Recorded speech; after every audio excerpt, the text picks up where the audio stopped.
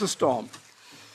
But we will have to first adopt the agenda, and I would like to inform you that we will start tomorrow a little bit later, 9:30, because we will postpone the item on Gibraltar because it was a little bit tricky to get a responsible person from the Commission for the discussion. And secondly, also, we want to do it in close cooperation with the AFET committee, and therefore the proposal is to postpone it. So with this change, I ask you, could we adopt the agenda?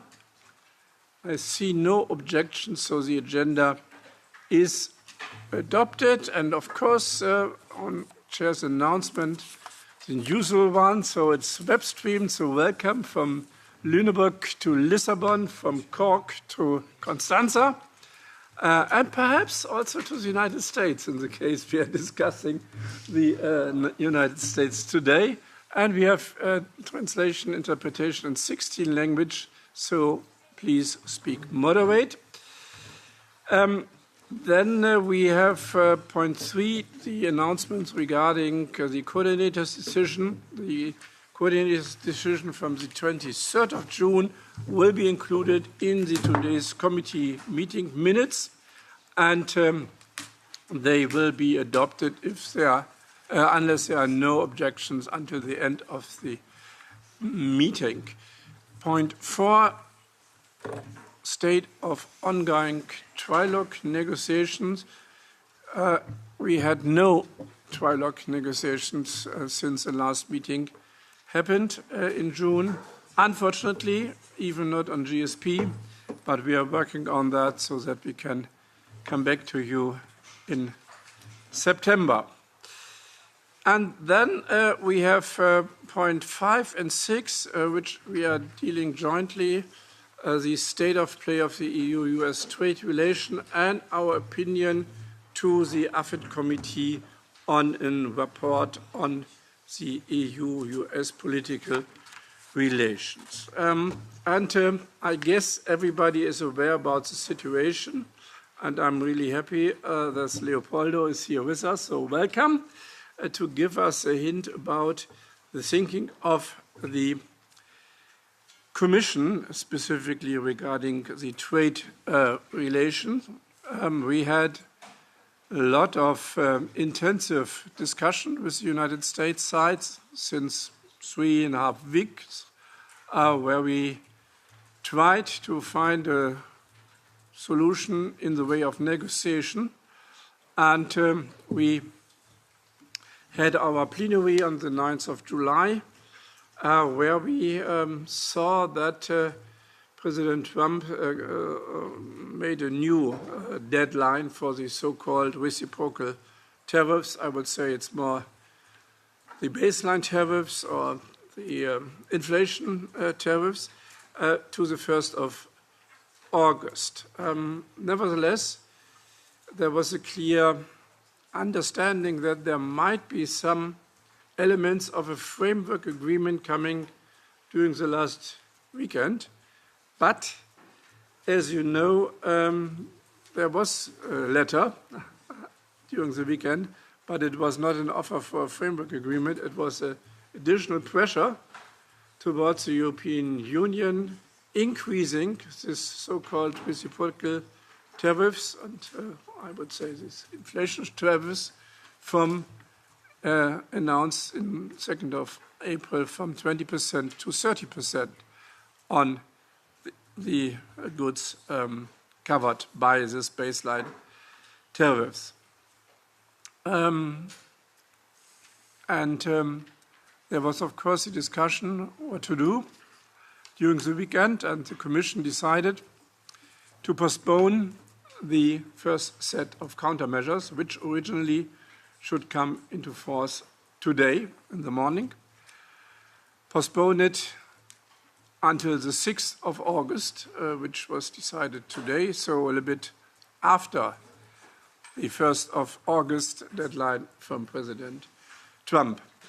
And of course, my opinion was that after this long discussion during negotiation, and after having an unfriendly move seen by the US president when he increased the tariffs on steel and aluminum from 25% to 50%, even in a situation where we are negotiated.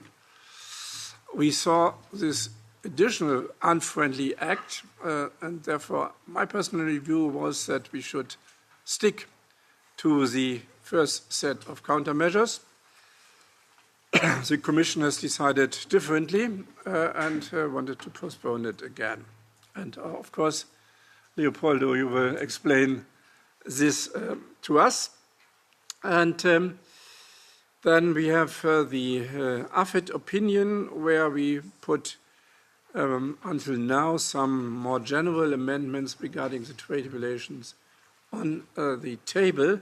But of course, we have to modify the opinion in full knowledge of the situation where we are now. So, Leopoldo, the floor is yours. Thank you, Mr. Chairman. Good afternoon, honourable members. Or should I say good morning, good afternoon, good evening, depending on the time zone that is listening to us. So a quick recap of the preceding episodes. I always start with the obvious, that we should never forget that the United States and the European Union share the deepest, widest, strongest economic, trade and investment link in the world by far. It's the transatlantic relationship is an artery of world trade, makes up 17% of EU trade. Now we have the new US measures in place. In terms of the level of duties, we are now faced with 50% on steel, aluminium and derivatives, 25% on car and car parts, plus the MFN duty, and now 30%, a 10% universal tariff for the time being, that President Trump, as you know, has indicated in a letter that it would go up to 30% on the 1st of August.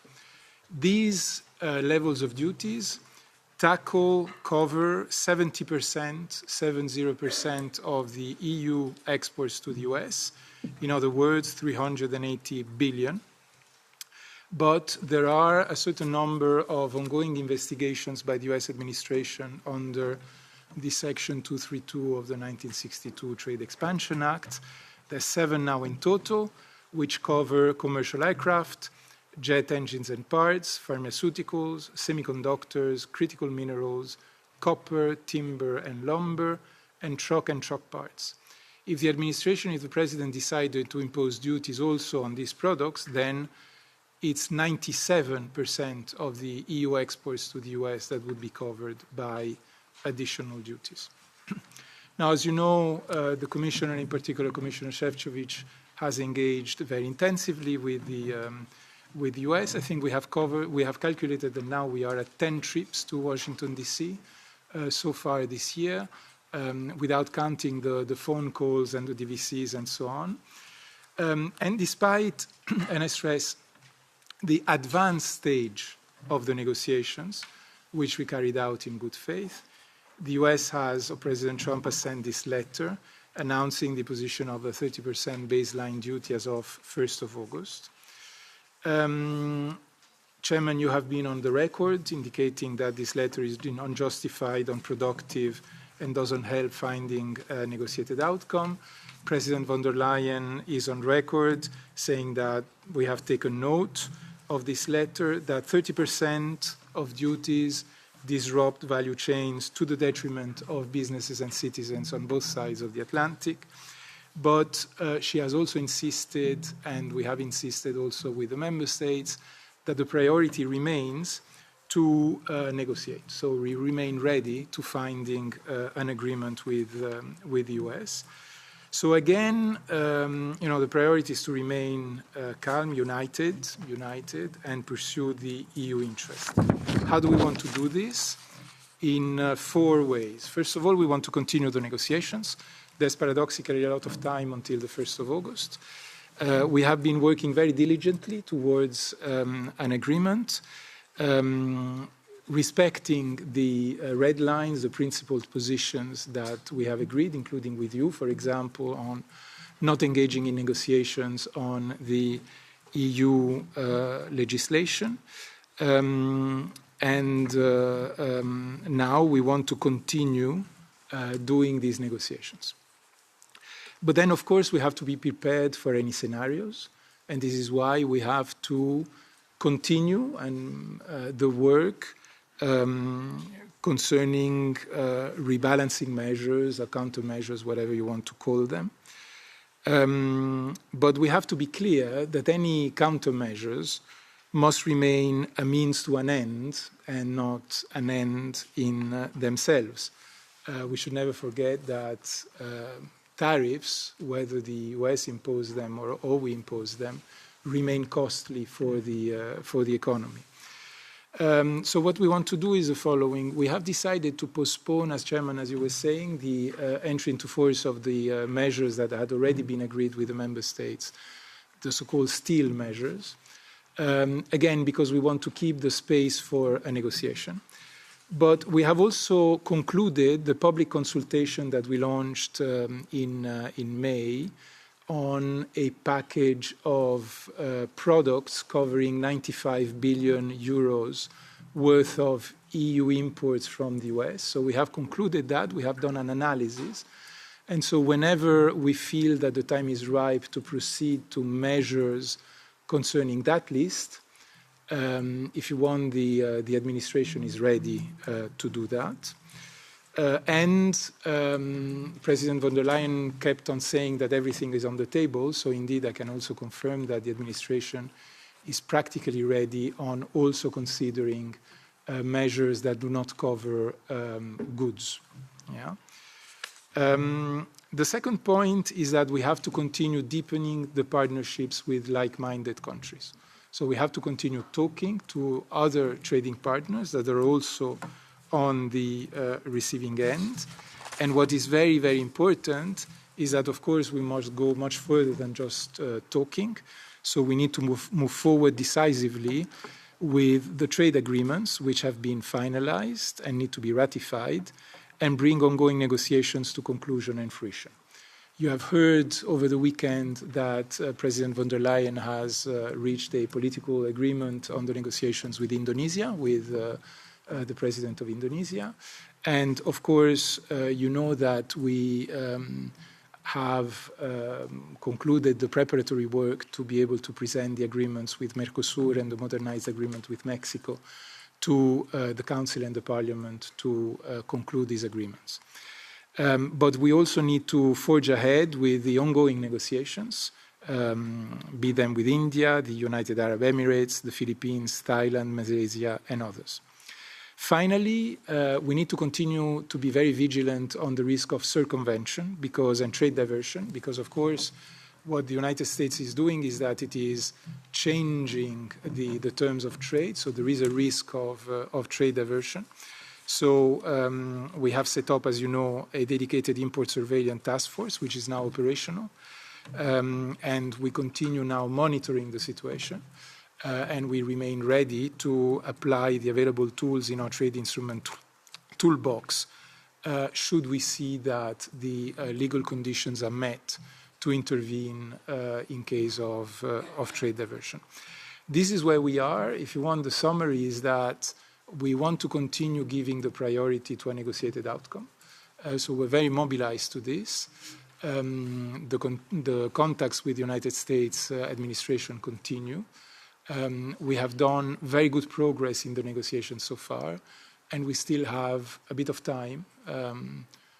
2 weeks is an incredibly long time in the current situation with the US to find an agreement in principle with the US. Thank you. Thanks a lot, Leopoldo. You can imagine that, of course, as a rapporteur for this issue, I have a lot of questions. First question is on this steel and car tariffs. They are in force round about for now 4 months. Can you give me a figure how much tariff we are paying per month or daily to the United States on this illegal and unjustified basis? And at the moment, I see no solution that this will be decreased in a reasonable time. Or can you give me some hints that this will happen?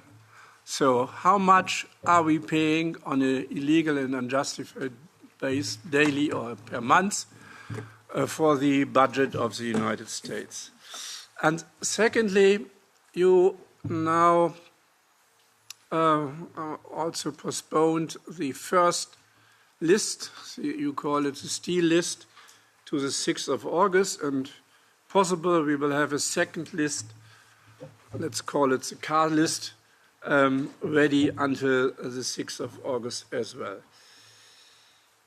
How you plan to involve the European Parliament in this process? As you know, this week is the last week of sessions. What is your idea, or would you say this is not so important that the Parliament should out of the game?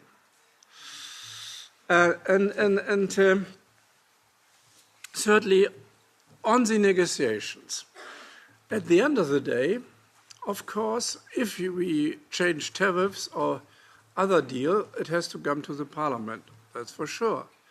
And therefore, I guess it makes sense, perhaps, to have a close discussion with the Parliament as well, so that we can really have a common understanding if such a framework agreement is a good deal or a bad deal.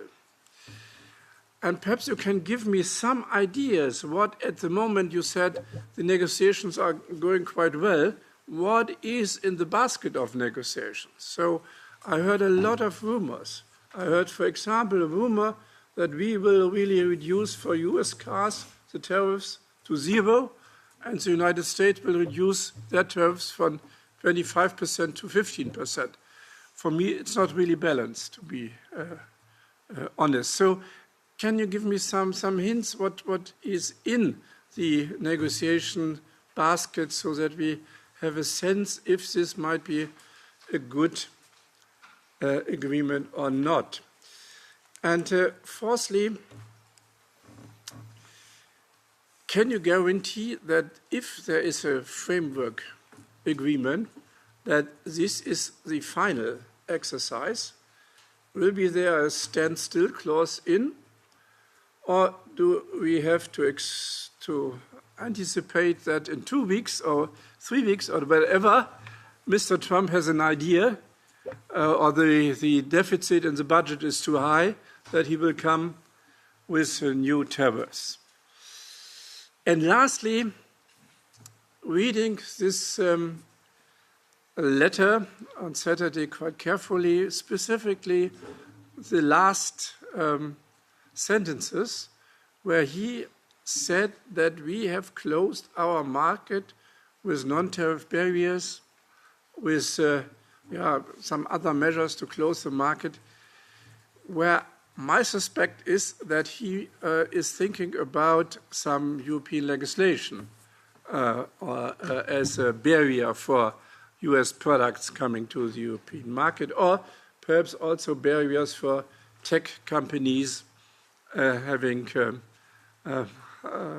business without any fines or without any restrictions here. So I have always in my mind this phrase from Mr. Zuckerberg describing his business model. It's growing and breaking. And breaking, he of course making his mind was legislation. So are you ready to put the ACI on the table as well to protect, if in the negotiations this element of using tariffs as a political pressure to undermine our legislation will come up?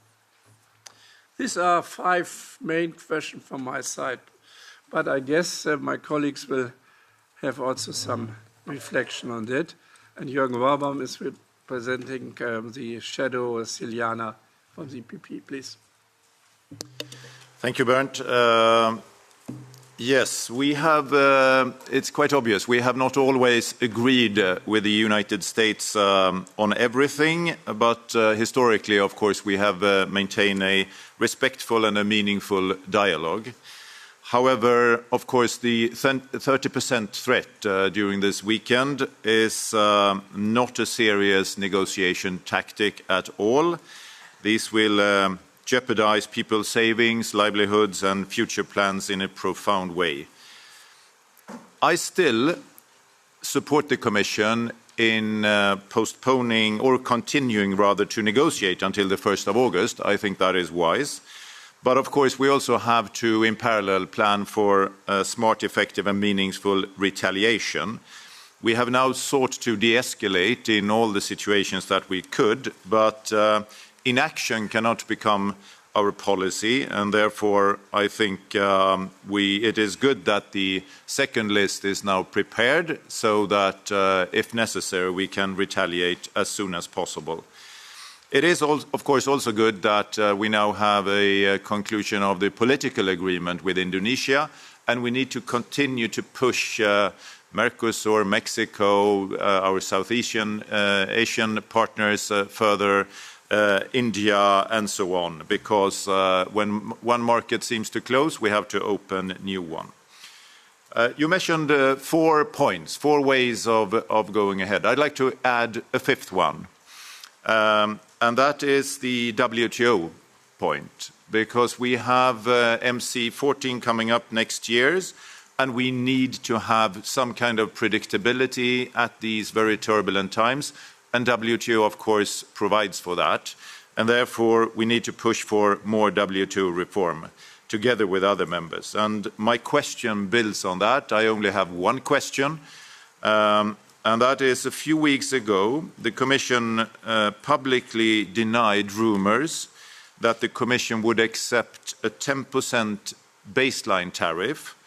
Would you say that this is still the position from the Commission? Thanks a lot. Anna. Dziękuję, panie przewodniczący. Yes, thank you, Mr. Chairman. The decision of President Trump's administration to impose 30% tariffs on EU products is further proof that the Commission is not able to lead these negotiations to an effective conclusion.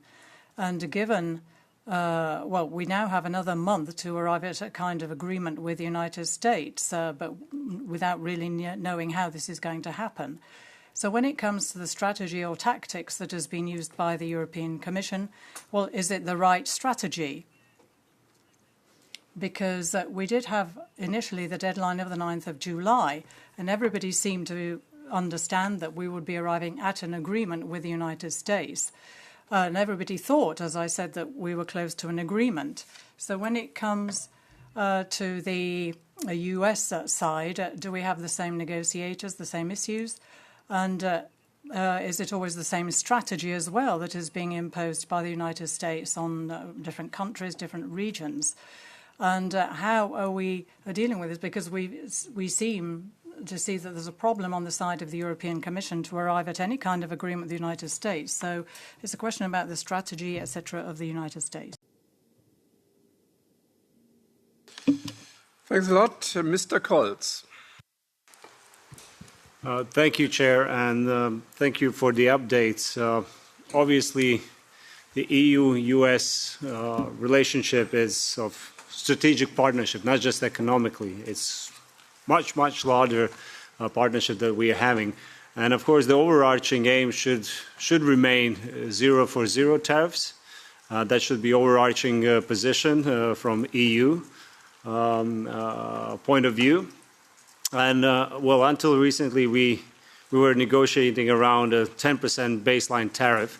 That is actually since, March. That is already we are paying. I think this comes what Chairman also asked, what is actually already the impact of these tariffs. So now we are facing blunt 30% in a span of 2 weeks to be negotiated. So I agree that the Commission is right not to escalate for escalation's sake. That's absolutely right. But what exactly is the Commission's strategy now? Wait for political agreement in principle with general tariffs and settle for marginal sector gains? Or are we preparing to accept an uneven outcome to avoid failure? And if that's the case, we really need to know. Our businesses need to know. The industry needs to know. Business cannot operate indefinitely in uncertainty. It's been already 3 months. Everyone is planning ahead, and this uncertainty is really something that's not giving good. I welcome all the new trade agreements, announcements, Indonesia, and etc. But let's be assured, I will repeat, U.S. is our strategic partner. It's not just economic trading partner, it's our strategic partners. When it comes, for example, Indonesia, let's just put behind our ear that it's a member of BRICS. And let's just listen what the U.S. administration is saying to the BRICS member states. That if they're going to impose, and probably they're going to impose tariffs to U.S., they will retaliate anyone who is dealing, trading with the BRIC countries. That includes, potentially, European Union. So I think what we need to hear is, in 2 weeks' time, what is really manageable to achieve in order for our business to really settle. So we are facing 10% baseline, that's going to stick, or we're going to go to zero tariff, or U.S. is not even listening to zero tariff proposal. Thank you. Thanks a lot. Karin.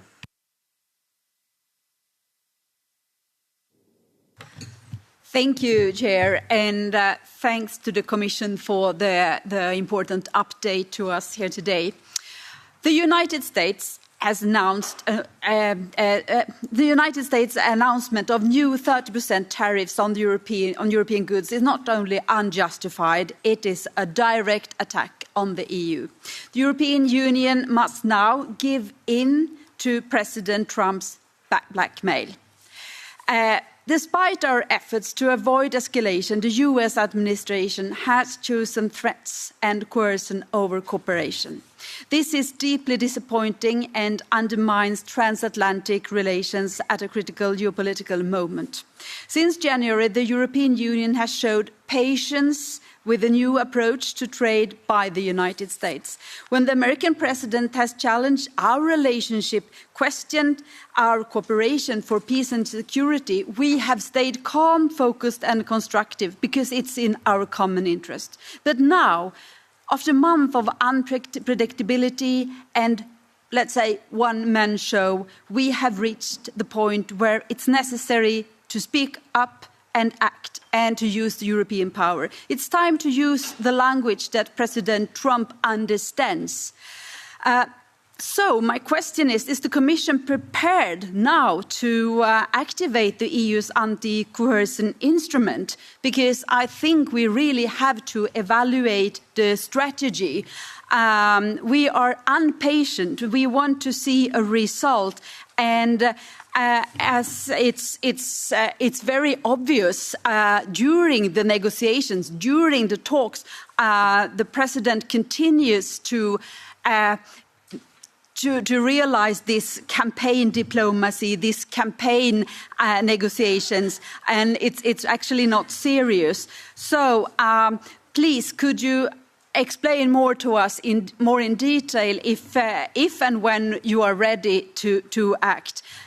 Because the EU has to stand firm, united and ready to use every tool at our disposal to protect our interests, defend jobs and uphold the rules-based international trading system. We also have instruments designed precisely for this kind of situation. So if not now, then. Thank you. Thanks a lot. Anna. Yeah, thank you, Chair. Let me be clear, and I think all of us probably agree that the newest escalation by President Trump over the weekend is really outrageous and is also going against the EU's very cooperative approach, as you said, trying to find a negotiated solution, trying to find an agreement that is whatever, mutual beneficial. But I have to say, and I said it before, but I have the feeling we are now kind of at a turning point where we should think about, as European Union, to probably change a little bit our tactics, our negotiation strategy, because obviously the cooperative one that is very built in the EU, and I understand it, is actually not working with a person, a bully, a blackmailer like Trump. Sorry to be so blunt, but I have the feeling the more cooperative we are, the more he's escalating. And don't you think it would be better to, instead of withdrawing, for example, this idea of a digital tax, there were media reports about the weekend, I don't know if it's true, instead of withdrawing all these ideas that would also hurt the American economy, and not for the sake of hurting, not for the sake of revenge, but for the sake of changing the behavior of the Trump administration to get back to the negotiation table and to find agreement, to be a little bit more tough, to put the retaliation measures in place already now, because we have already unlawful tariffs in place, to activate the anti-coercion instrument, like Karin Karlsbrühe said, and to come forward with other measures in order to really get Trump back at the negotiation table, because obviously the cooperative approach isn't working. Thank you. Thanks a lot. Martin. Vielen Dank, Bernd. Yes, thank you, Bernd, and thank you for that contribution. I have an impression that we find ourselves in a situation of an extremely paradoxical communication, extremely paradoxical political communication on the part of the European Commission. We had the debate last week in plenary in Strasbourg, and we heard that good progress was being made and that we were negotiating very well together with the US side, and there were considerable expectations and hope that we'd be getting an agreement over the next few days. And then we get the letter at the weekend, and we hear de facto the same thing from the Commission. So I have the impression that the analysis of who we're negotiating with is not really working. So you have this a letter published by the State Department basically seem to hint at some kind of regime change on the side of the Europeans. So we have the United States under Donald Trump, and they have brought about a change in direction, a very brutal change in direction. They're trying to get their own economic policy through to defend their economic interests, and they're doing this through a trade war. And I think we have to move away from the current approach, because if you're trying to cooperate, it looks rather helpless. It sort of looks as if the European Union is willing to defend itself, and in the face of a very strong partner. The anti-coercion instrument has been referred to. Well, yes, why are we not communicating about this and in clearer language? What about changing attitudes about this? And then we know that economic experts, economists are saying, well, what about a digital tax? Because there is a key interest on the part of U.S. Digital trade. You know, that's one avenue that we could explore as well. Why can we not do this? And then a final question relating to the non-tariff trade barriers that Bernd referred to this. I would like to hear extremely clearly from you, given that there is this additional pressure from the United States. And this is not being discussed. Well, what about our own legislation? We have this legislation, and why should we be making concessions on it? Chair of the U.S. delegation, Brando Benifei. Thank you very much, dear colleagues, dear Commission. The recent letter from President Trump to President von der Leyen is a clear provocation, and it's very concerning for its impact on the European economy and the relations. So I echo many of the concerns by colleagues. But I have to say that also Commission response delaying countermeasures until August 1st raises concerns. We are already facing illegal and punitive tariffs, which are harming our businesses, workers, and the integrity of the single market. This is not time for hesitation or for seeking lowest common denominator in our response. We need to send a strong and united message. Europe will not be intimidated or divided by external pressure. The Commission role is not simply to consult Member States forever, but to act decisively in defence of European interests. If we continue to react with regret but without action, we only reinforce perception of a divided union and embolden further provocations. Our credibility in negotiations depends on our willingness to deploy leverage, not just express willingness to talk. We must show we are prepared to defend our economic sovereignty while remaining open to agreement, provided it is reached on equal terms and by August 1st deadline.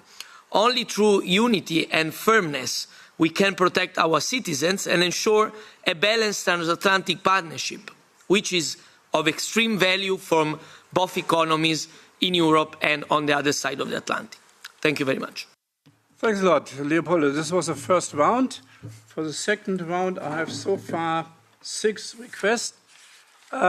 So 10 up to 15 minutes to answer all questions, quite precise. Okay, thank you very much for the various questions. I'll try to go in the order. I may digress a little bit. So indeed, the steel and cars measures are in force by the US. And my colleagues tell me that on steel at 50% duties, the additional amount of duties that we would be paying on a yearly basis would be 13.7 billion euros. Whereas for cars, it would be something like 18 billion euros. Okay, so these are the figures for you. What are the plans to involve the European Parliament? So for the time being, the various countermeasures, the Steel 1 and 2, possibly also additional countermeasures, are based on the enforcement regulation from a legal point of view, which allows the Commission to adopt implementing acts.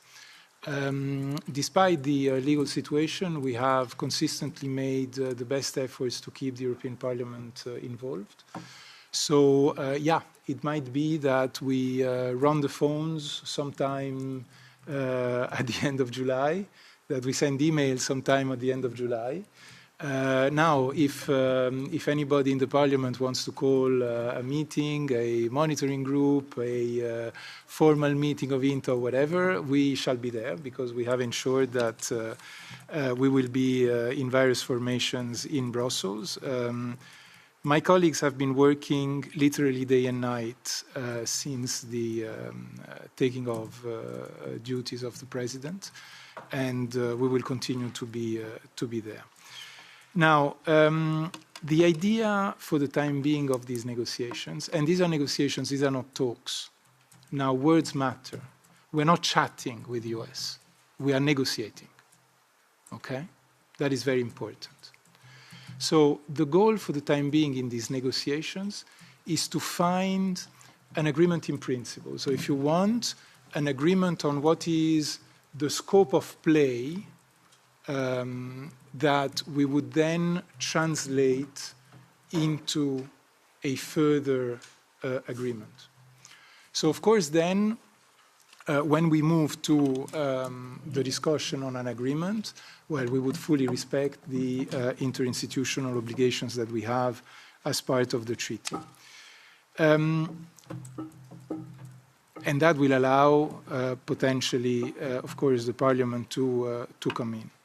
Now, can I guarantee that the agreement will be final? What I can tell you is that we, as part of the request that we have made to the US, of course, we have been arguing quite strongly about the importance of standstill. Because fundamentally, you know, the question, Chairman, on the duties is very relevant, but beyond the duties, the fundamental issue, the main issue that we have is one of absence of certainty. And that is what, you know, why, again, from time to time, I come back with my professor hat, but why is the international rules-based system so important? It is because it sets the rules of the game. It gives legal certainty to our companies. So, of course, what is very important for us is to achieve a situation which would provide the greatest amount of legal certainty. Now, Mr. Chairman, again, you suspect that President Trump thinks about EU legislation. We are not in the business of second-guessing President Trump or anyone. What we have told very clearly the US counterparts, and I believe that Commissioner Šefčovič repeated this in the plenary last week or 2 weeks ago, the EU legislation that results from the EU choices is not up for negotiation. So this is very clear. We have made it very clear. So if the United States would like to have a conversation about one or the other pieces of legislation of the EU, well, this is not up for negotiation. Now, this does not mean that we cannot discuss non-tariff barriers. In all our trade agreements, we discuss non-tariff barriers. We never give up on our legislation. But there are many ways to discuss on non-tariff barriers. There are ways to facilitate, there are ways to recognize certain elements, there are ways to go for certain elements of mutual recognition and so on. And this is one of the things that we are doing. Now, all this discussion about are you ready to use the anti-coercion instrument, are you ready to use one or the other instrument? The anti-coercion instrument is not an end in itself. I mean, I understand the political value that some of you attach. The anti-coercion instrument is an instrument, is a legal basis that the Council and Parliament have decided to give the European Union. So the question is not when are you going to use the anti-coercion instrument. The question is it opportune for the defense of the EU interest to adopt measures that in the EU legal system can only be adopted under the anti-coercion instrument? And the answer to that question is we are looking at everything. Everything is going to be on the table, and we will decide when the time comes whether we need to use also the anti-coercion instrument. Can I confirm that we're not accepting the 10% baseline? Yes, I can. We have told the Americans that the negotiation cannot be about them keeping their baseline and us doing all the movement. This is an agreement. This is a two-way street. This is a negotiation. So it has to be a two-way street. So we have clearly not accepted the baseline, as we will not accept the announced potential new baseline of 30%. Now, I hear that the Commission is not able to get the negotiations done with the US. I wonder how many other countries have been able to get the negotiations with the US through the line. Nobody. There has been an agreement in principle with the UK that is still all up to see what has happened, and there has been a de-escalation with China. That's it. That's it. That's it.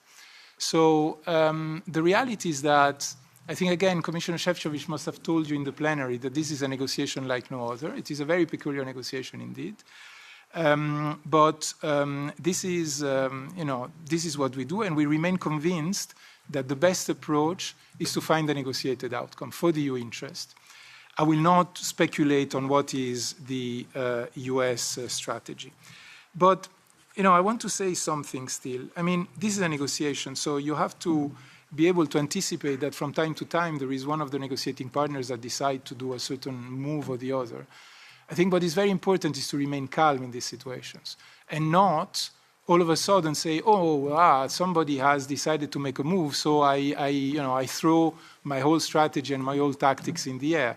That would not be the right negotiating approach.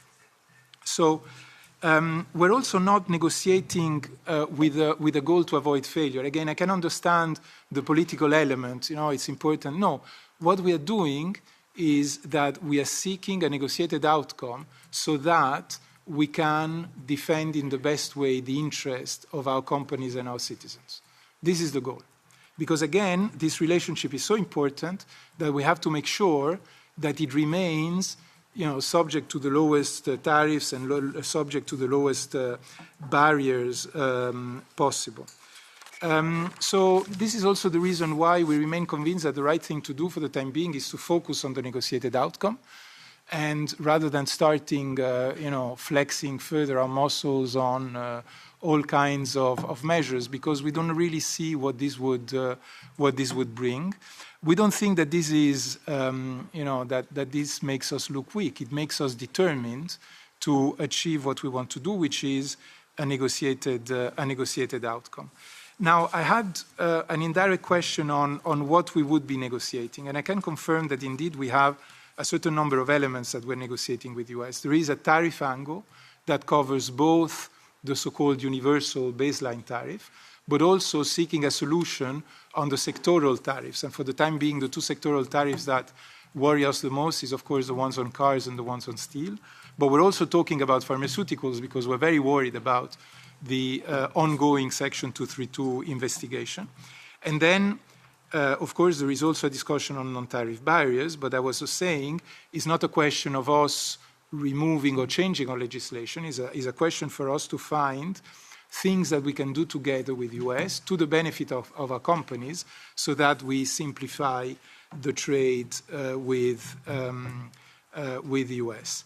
And I hope I have answered all the questions. Otherwise, if you let me know, I'll be happy to come back to one or the other. Thank you. Thanks a lot, Leopoldo. Second round, Christina.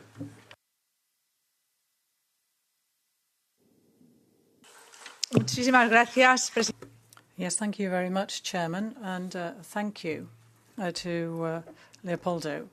I have no doubt that you have an enormous responsibility on your shoulders during the course of these negotiations, and that negotiations are very difficult, very tough. But it is true that the United States, in the person of President Trump, has shown us how he plays the game on the basis of threats and blackmail.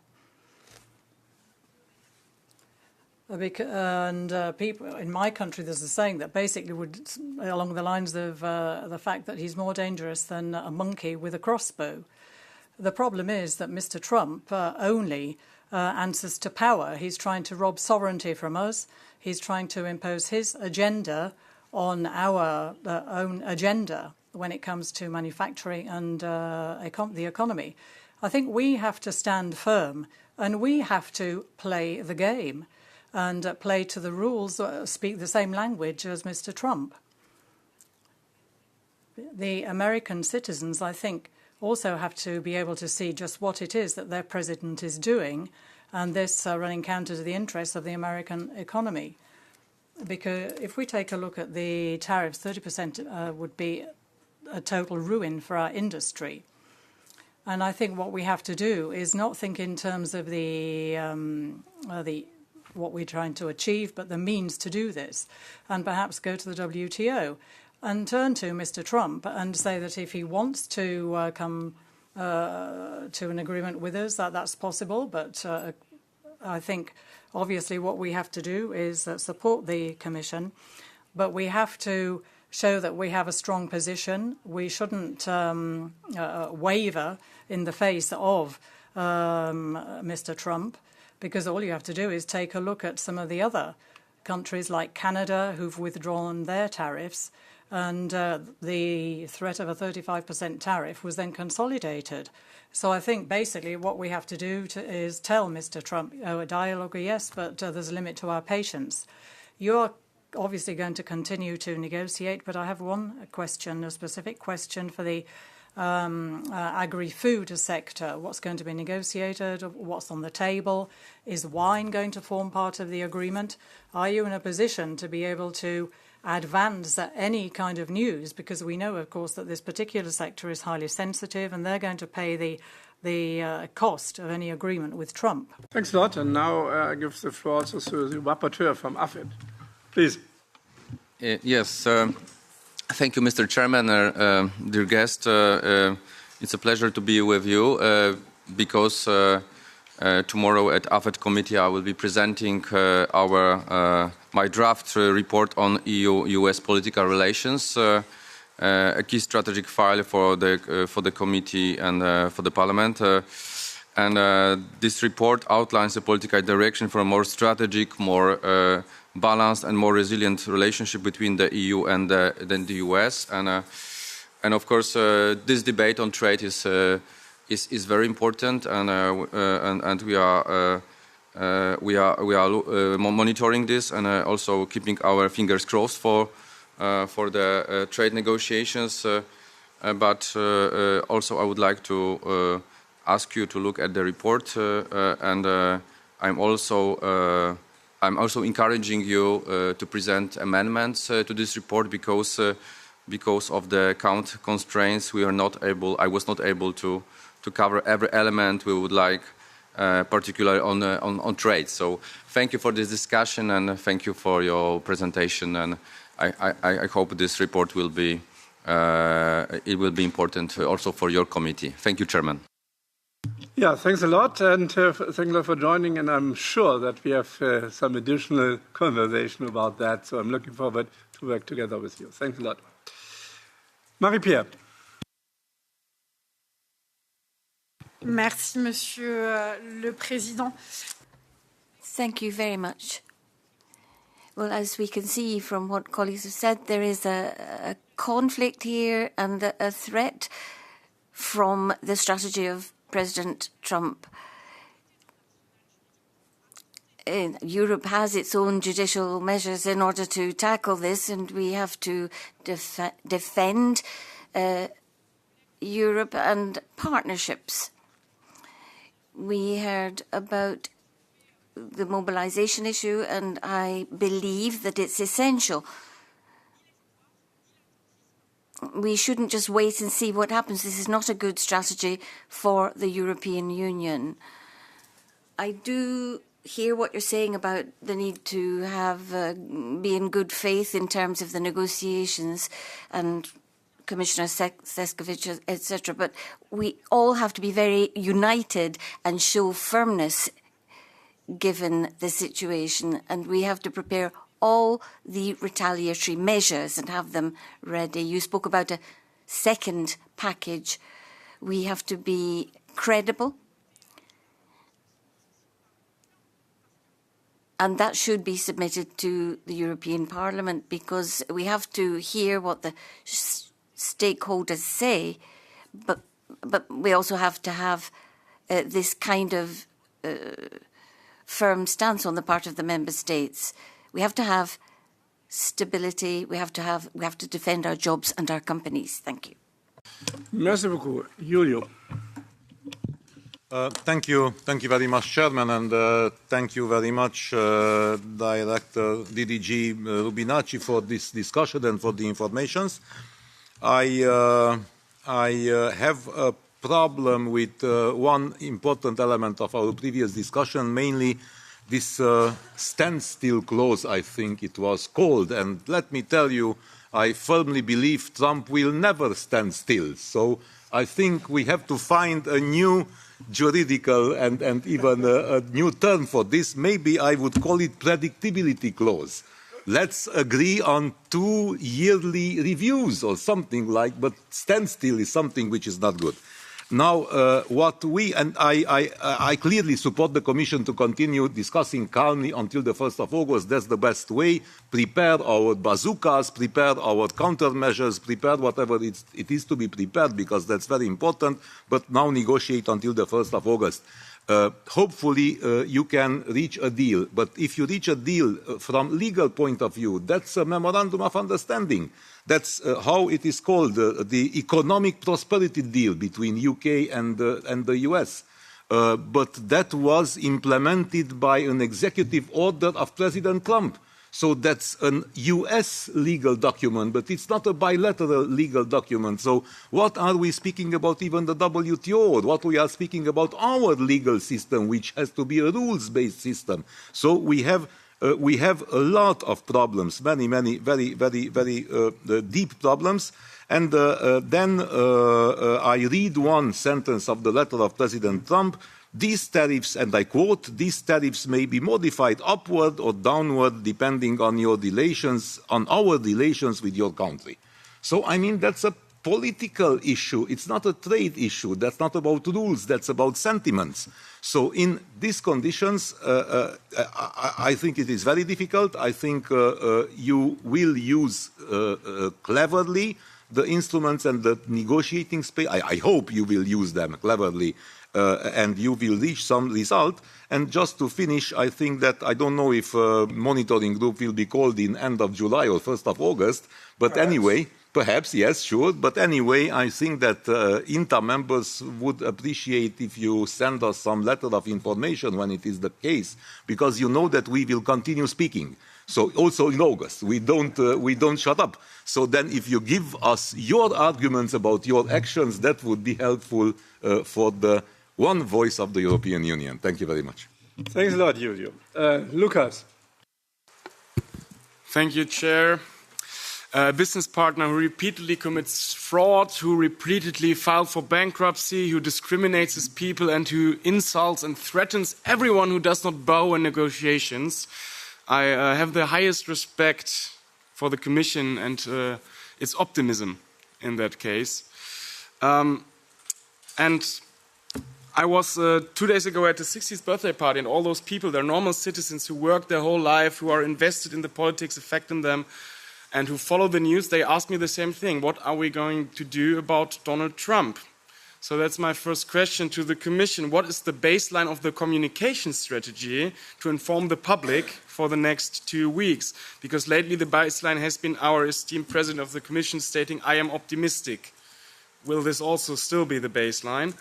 Secondly, given the fact that Donald Trump just 3 days ago revealed that he was not aware of his Secretary of Defense canceling the Ukraine aid, do you have the feeling that the President of the United States is aware of what his negotiators are actually saying in those negotiations? Thank you. Thanks a lot, Barry. Thank you, Chair, and thank the Commission for the update.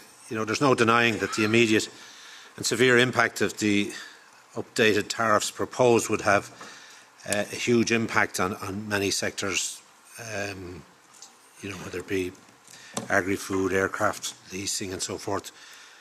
Notwithstanding the higher tariffs of up to 200% threatened on pharmaceuticals and computer chips. At the same time, we should remember that there's no guarantee that the administration will follow through on these threats. We've seen a deadline shifted once. We've seen many rates of tariffs floated from 20 to 50% and beyond. And one could understand and does understand the impulse of those calling for the EU to activate the €1 billion counter-tariff package, which was developed in consultation with Member States and industry immediately. But the American administration have said they would simply escalate further in response. So that's why I believe and welcome the Commission's tactics. We must remain measured and strategic. Our goal must not be to out-tariff the US, because as we know and we believe their population will also realise that trade wars benefit no one. Our best chance and choice for now is to stay united, all Member States, and I think that's the greatest surprise that has impacted on the US, our unification. Keep pushing for an agreement that protects exporters and consumers and our competitiveness, while ensuring we can respond firmly and precisely if and when, and only if and when, it's necessary beyond the breakdown of negotiations as we know them presently. And that's based on the extensive homework we've done as an entity by virtue of the consultation and agreement that has been reached between Member States in relation to what would be necessary in such an unfortunate scenario. Could I just briefly ask the question on foot of the confirmation you've given in relation to the 10% tariff, baseline being one thing across many sectors, but the sectorial negotiations that are taking place, for example, in relation to steel and cars. Can you confirm, as was the case here last week when we met, when we informed things were going so well that we expected a framework agreement almost this week, but however, we understand the US and the way they work. Can you confirm the other sectorial sectors, being pharma, semiconductors, timber, agri-food? You just might briefly outline where you are there and if they have a similar status associated with the sectorial discussions in relation to cars and steel. Thank you. Thanks a lot. And Leopoldo, in addition to your answer for the first round, you didn't say anything on the car tariffs. So 0 on the European side, 15% on the US side. Is this in the discussion? And if this is in the discussion, will this be this MFN reduction of tariffs? Will also other trading partners benefit from our tariff reduction? And secondly, you explain a little bit the strategy of the Commission.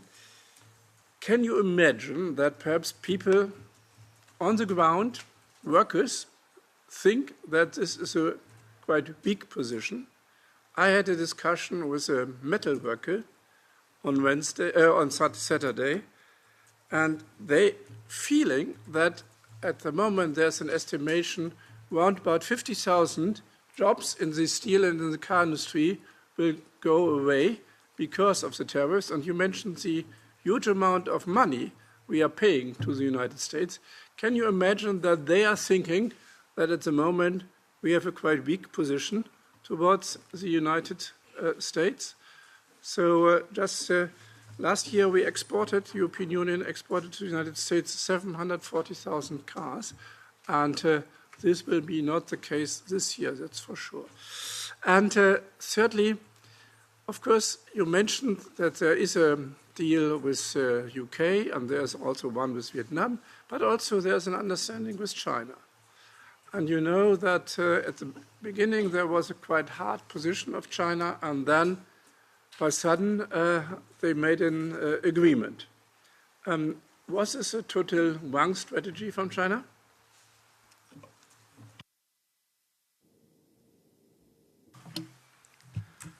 Thank you. It feels more and more like an exam, but anyway. No, going through again the various questions. I think what is said about, for example, the behavior of Canada, I mean, it shows how difficult the decisions are in these circumstances. But I think that it also shows that when we say that we have been firm, it is true that we have been firm, because we haven't conceded anything. We have engaged in negotiations where I've made a certain number of offers, which are, of course, conditional on getting, a two-way street from the US. We haven't changed our legislation. We have not proposed to change our legislation. We have not changed our tariffs. And I think that this is very important. Now, on agri-food, yes. I mean, we are talking also about agri-food. Of course, the Americans are very interested in certain agri-food sectors. Of course, we're not talking about hormone-treated beef or other things, but we are indeed discussing the certain agri-food sectors. You know that on spirits, we have already a 0 for 0 deal with the US. So, for example, there, it would be interesting to keep it. On wine, there are many possibilities to actually reduce the tariffs and make everybody happy.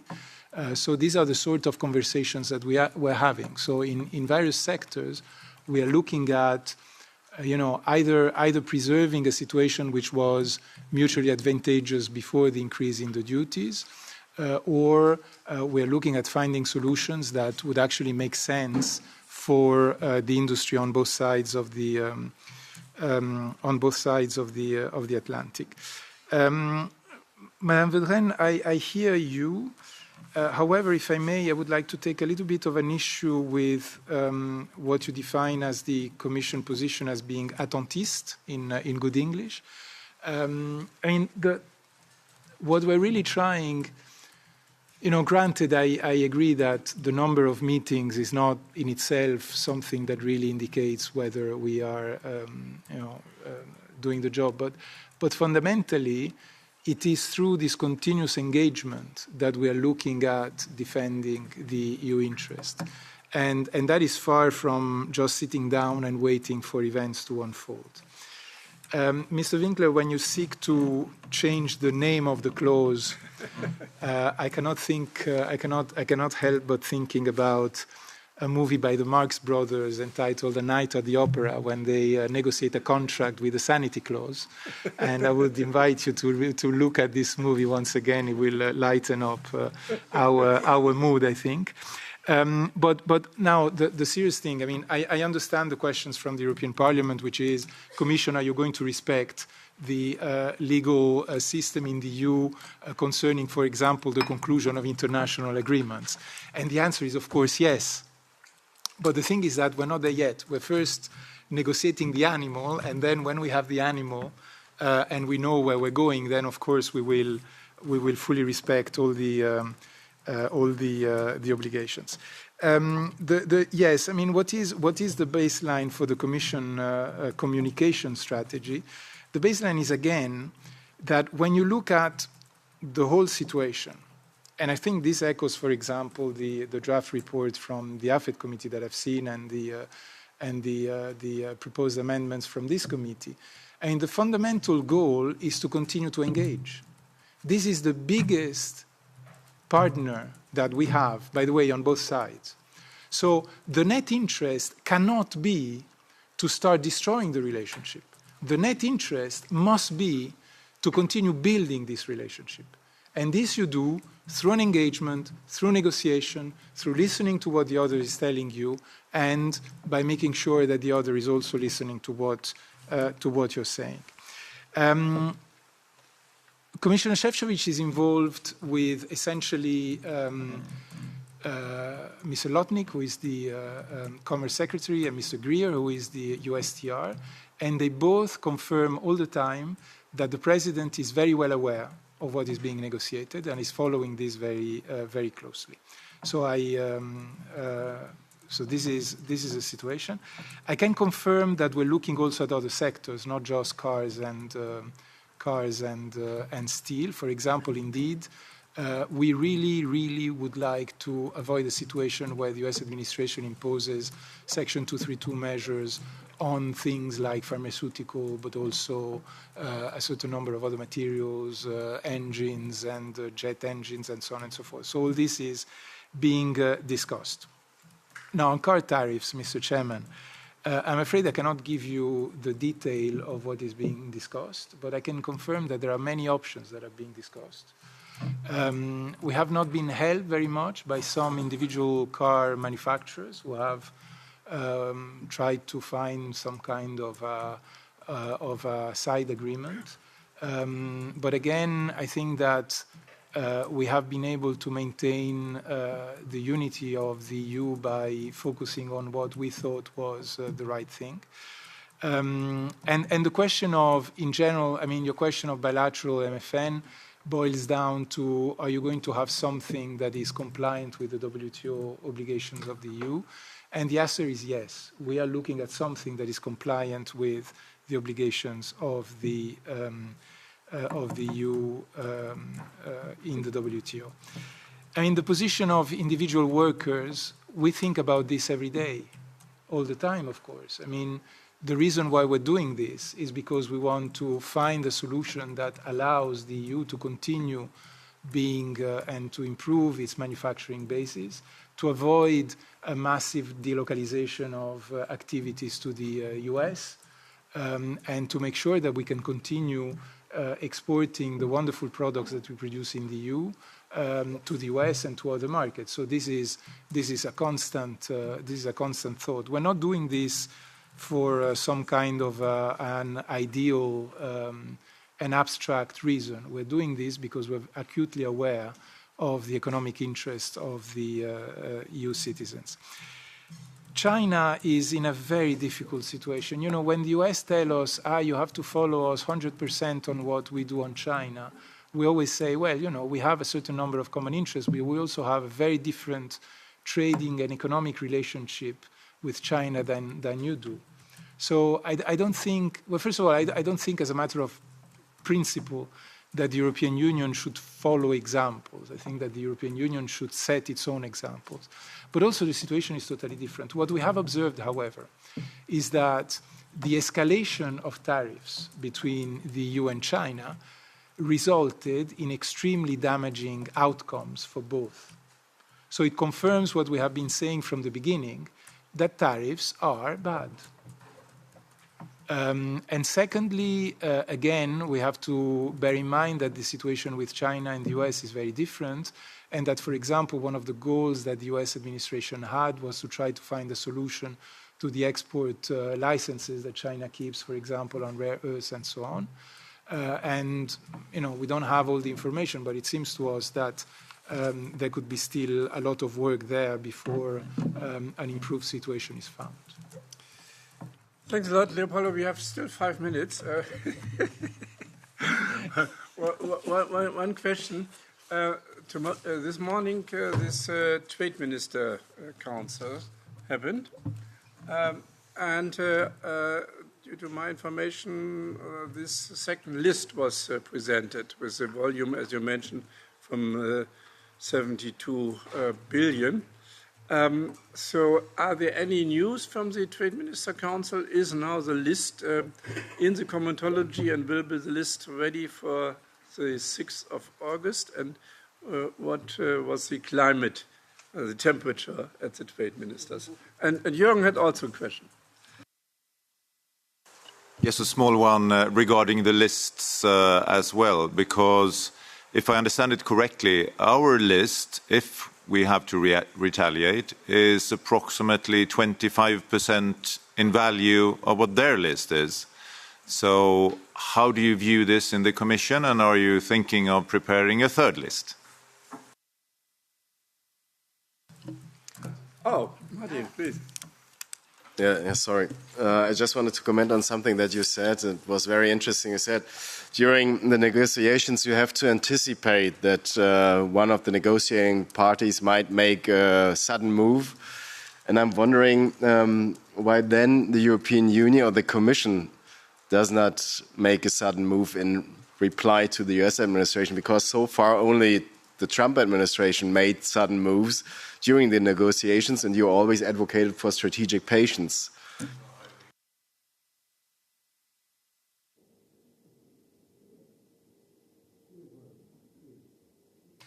Okay, I'll speak slowly so that I'm sure that you don't have any further questions.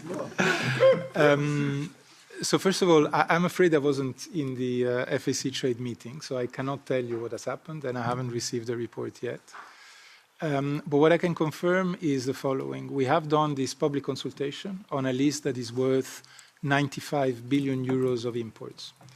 A list that includes a variety of products, bearing in mind that what we want to achieve is, if we were to decide to impose rebalancing measures, is to avoid shooting ourselves in the foot and having a situation where we don't create more damage to ourselves than the damage that would be created on the US economy. This is always the balance that we have to find. We always have to remember that any rebalancing measures are going to be costly from an economic point of view.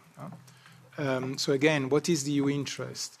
Is the EU interest to just flex our muscles and say, yes, I'm so strong?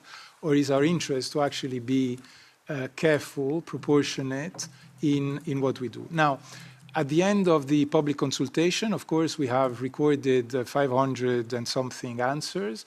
And as you can imagine, many answers were, please, not my products. Precisely because measures are costly. So we have done a whole analysis. We have looked at the various comments. And we have concluded that with a list of approximately 72 billion euros worth of imports, we have a list where we have excluded the products that would be the most problematic if we were to impose countermeasures or rebalancing measures. And now we have to indeed decide what we do with that. And this is why now in the coming weeks, there will be a decision on what kind of rebalancing measures, if yes, when, and if so, how, and that is still to be decided. The practice in these matters is that indeed we inform the member states of what the outcome of this public consultation is, so that then we can prepare the ground whenever we decide to impose these rebalancing measures through a comitology procedure. So again, why is not the Commission? So sorry, Mr. Warburton. Yeah, I mean, we've always said that in any event, we were not going to retaliate or rebalance or whatever dollar for dollar for many reasons. First of all, we have a trade surplus to the US, so we have much less imports in value than the US have in terms of the scope on which the measures are applied. There are a certain number of products that we import massively from the US where it would really be a boomerang if we were to impose countermeasures. Imagine all the energy products, for example. But also fundamentally, again, because tariffs are harmful, we have to remain very proportionate and we have to keep a very good level of balance between, on the one hand, finding a way to rebalance the relationship, protect our industries, but also avoid that we create additional costs to the U.S. economy. In terms of the, in terms of the strategy, if the other negotiator makes other moves, why don't you make other moves? We still think that we have. Well, first of all, I mean, let's be clear, because I mean, sometimes the discussion goes in directions that are very strange. We are very close to finding an agreement with the U.S. It's not that we are in deep seas and that the situation is unraveling. We are very close to finding an agreement with the U.S. And in the situation we're in, we remain convinced that the best way to get there is, again, talk, discuss, negotiate, put the things on the table, and progress in what we want, what we can propose, and what we want to see the U.S. proposing. That is, for us, the best way to get to this deal, rather than now starting to show off that we have all these instruments and we should be able to using these instruments, while at the same time, of course, preparing, because we cannot exclude, and this is what I think the closing remark, we have to be agile and flexible now when the situation develops, because at a certain moment, the only thing that matters is whatever scenario unfolds, we are able to defend to the best of our capabilities the interest of the European citizens and our companies. This is the only thing that matters. Unfortunately, there are 2 minutes still. Just briefly, as an aside to those negotiations, is talks catering for issues around defence, spending and sharing, and also the issue of LNG gas, considering the time lag we have in Europe in relation to building up our sustainable energy production, while exiting the over-dependency that we were cruelly exposed to of Russian gas. Thanks a lot. And of course, Leopoldo, on the services side, we have a deficit. The United States has 100 million surplus, and the big tech are generating 1/3 of their benefit inside Europe. So there might be also some kind of leverage. So on spending, I mean, the defense is, if anything is happening, is separate from these negotiations. On others, I mean, the U.S. administration and President Trump would be keen on seeing a certain number of commitments in purchases. You may remember that China promised to purchase a certain number of tons or billions of some products. So there are indeed certain products where we think that we could take or we could have a discussion on how much we would be prepared to purchase more from the United States. And certainly the questions on energy are part of that. For a very simple reason, is that, as a matter of fact, with Russia and so on, we continue to have important needs in our energy mix, and it could be a good idea to actually satisfy at least part of this mix with increased purchases from the US. Then it's all very complicated because LNG requires space in ports, and there's a whole logistical thing. But anyway, I can confirm that this is part of the discussions. On services, Mr. Chairman, again, we are looking at everything. If we want to impose certain measures on certain services, we would have to use another legal basis than the enforcement regulation that is limited to actions in goods. And that is, again, something that we will have to see. But I can confirm that DG Trade and all the other DGs that are concerned in the Commission have been working quite extensively on various scenarios involving various different services sectors.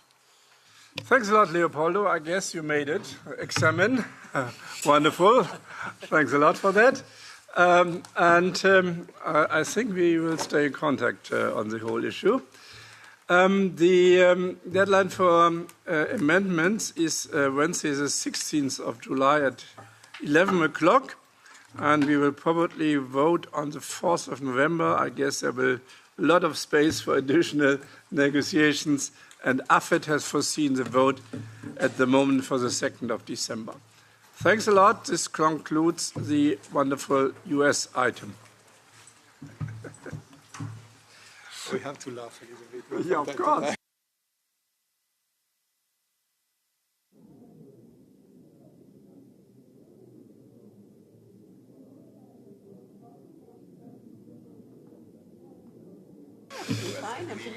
So, and next item is also quite interesting. I have no clue why anybody is leaving the room. Huh? So, the next item is Indonesia. And beside all the bad news during the weekend, I guess we got also a very good news that now the agreement in principle with Indonesia is